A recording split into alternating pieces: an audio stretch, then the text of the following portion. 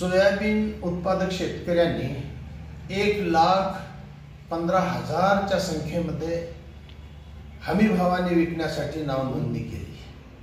त्यापैकी जवळपास 60,000 शेतकऱ्यांचे सोयाबीन आतापर्यंत खरेदी झालेली आहे आणि ही खरेदी जवळपास 4 महिने उलटून गेलेली आहे। 4 महिन्यामध्ये फक्त 60,000 झाले।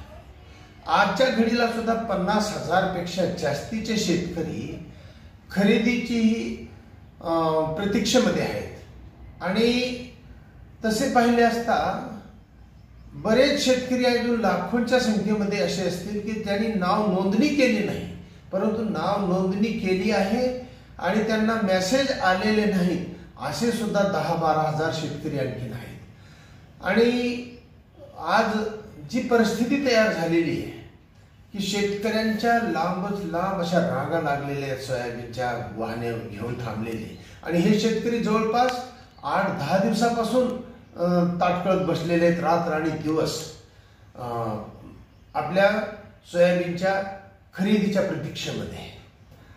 आणि यामध्ये इतका विलंब लागण्याचं कारण जर म्हटलं तर सरकारने पहिल्यांदा बारदाना नाही म्हणून 15-15 दिवस केंद्र चालू केले नाही, सुतळी नाही, कधी बारदाना नाही, म्हणजे एकंदरीत सरकारला हे फक्त शेतकऱ्यांना ताटकळत ठेवायचे आणि शेतकऱ्यांचा माल खरेदीच करायचा नाही की काय असं दिसत आहे। परंतु जे काही असेल आजचा दिवस हा शेवटचा आहे आणि या शेवटच्या दिवसामध्ये आज शेतकऱ्यांच्या जीवाची घालमेल होत आहे, शेतकरी हवालदिल झालेला आहे।